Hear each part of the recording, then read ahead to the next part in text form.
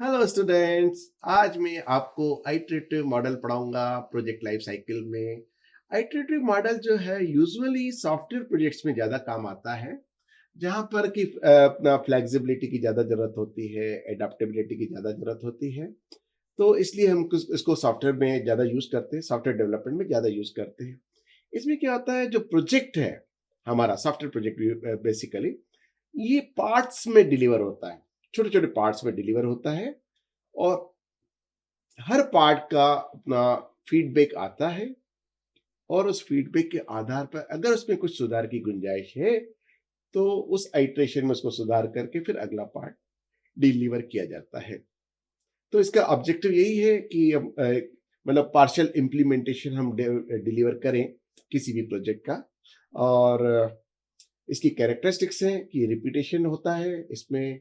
वही प्रोजेक्ट हो सकता है हमको दोबारा सप्लाई करना पड़ता है, तो रिपीटेशन होता है। आइटरेशन मींस आपका हिट एंड ट्रायल मेथड।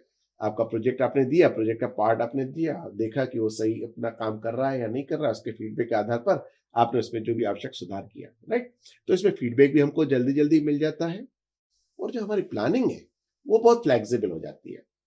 अब प्लानिंग फ्लेक्सिबल हो जाती है यानी कोई भी चेंज आता है इस मेथड में उसको हम बहुत जल्दी उसको अडॉप्ट कर लेते हैं और अपने उसको ठीक कर लेते हैं, राइट। इसकी जो फेसेस है उसकी जो रिक्वायरमेंट है कि जो सबसे पहले गैदर करना पड़ता है कि हमारा जो सॉफ्टवेयर डेवलप करने के लिए सामने वाले क्लाइंट का या स्टेक होल्डर्स का क्या रिक्वायरमेंट है, ठीक है ना। और उसके बाद एक इनिशियल प्रोटोटाइप डेवलप किया जाता है।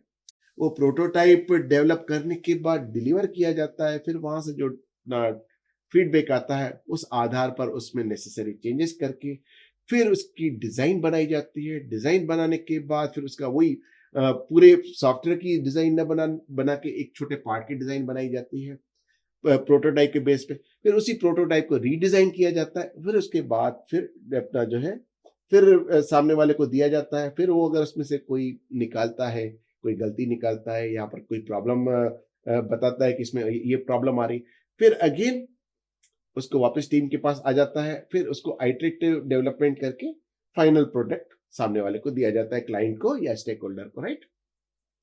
अब इसका इम्प्लीमेंटेशन कैसे किया जाता है कि एक पार्ट हमने दे दिया, फिर उसको फिर और फर्दर डेवलप किया, फिर फर्दर डेवलप किया, फिर फर्दर एनहांस किया, फिर जैसे जैसे फीडबैक मिलता जाता है वैसे वैसे हम उसको डेवलप करते जाते हैं, वैसे वैसे हम उसको एनहांस करते जाते हैं। अगर आप अपना कंप्यूटर चलाते हो और उसमें आप एमएस ऑफिस चलाते हो तो आपने देखा होगा कि जो एमएस वर्ड है, अब 97 का जो एमएस वर्ड का वर्जन देखोगे और 2020 का आप वर्जन देखोगे तो उसमें आप जमीन आसमान का अंतर पाओगे। तो फेसेस में ही धीरे धीरे करके वो डेवलप हुआ, एनहांस हुआ। इस प्रकार से ऐसे ही विंडोज भी, विंडोज पहले एमएस डॉस आता था। अगर आप एमएस डॉस अगर आप देख लोगे तो अभी अपना सर पकड़ लोगे, इतना स्लो चलता था और इतना ज़्यादा हमको अपना उसमें कोडिंग करना पड़ती थी। अभी विंडोज़ में हमको जो है कुछ भी नहीं करना पड़ता है, सारा सॉफ्टवेयर अपना काम करता रहता है। तो ये क्या हुआ, ये आपका आइट्रेशन से हुआ। जो हमारे एंड यूज़र्स, हम लोगों ने माइक्रोसॉफ्ट कॉर्पोरेशन को फीडबैक भेजे, उस आधार पर उन्होंने अपने उसको और बेटर और बेटर और बेटर करते गए। ऐसे ही गूगल का भी अगर आप एग्ज़ाम्पल देखोगे तो उन्होंने भी अपने उसको बेटर और बेटर और बेटर किए। ये सारा जो डेवलपमेंट हुआ इसको हम बोलते हैं आइट्रेशन मेथड, राइट। तो इस तरीके से इंप्लीमेंटेशन होता है। फिर इसकी जो टेस्टिंग होती है, टेस्टिंग करने के लिए एंड यूजर के पास ही जाता है, वो टेस्टिंग भी करता है और टेस्टिंग की टीम भी करती है। सॉफ्टवेयर डेवलप करने के बाद उसकी टेस्टिंग होती है। टेस्टिंग में अगर वो फाउंड फिट तो उसको दिया जाता है। फिर एंड यूजर भी टेस्ट करता है कि उसको अपना जो इंटेंडेड पर्पस था, जो ऑब्जेक्टिव हुआ, वो फुलफिल हो रहा है कि नहीं हो रहा है। तो इस तरीके से इसमें एडवांटेजेस हैं कि ये बहुत ही ज़्यादा फ्लेक्सिबल है, किसी भी तरीके के चेंज को एकोमोडेट कर लेता है। क्लाइंट की जो भी रिक्वायरमेंट होती है उसको अडॉप्ट कर लेता है और क्लाइंट की एक्सपेक्टेशंस को मीट करता है, उसकी उम्मीदों पर खरा उतरता है। इसमें सबसे बड़ी बात है, आपका डिलीवरी में टाइम कम लगता है, जल्दी डिलीवर कर देता है क्योंकि छोटे-छोटे पार्ट में डिलीवर कर रहा है। पूरा का पूरा प्रोजेक्ट, सॉफ्टवेयर प्रोजेक्ट एक साथ डिलीवर नहीं करता, उसके पार्ट्स डिलीवर करता है, बट फंक्शनल होते हैं। ऐसा नहीं कि मैंने अधूरा पार्ट नहीं देता है, फंक्शनल पार्ट देता है। फंक्शनल पार्ट फिर उस फीडबैक के आधार पर उसको और एनहांस करता है इस पर।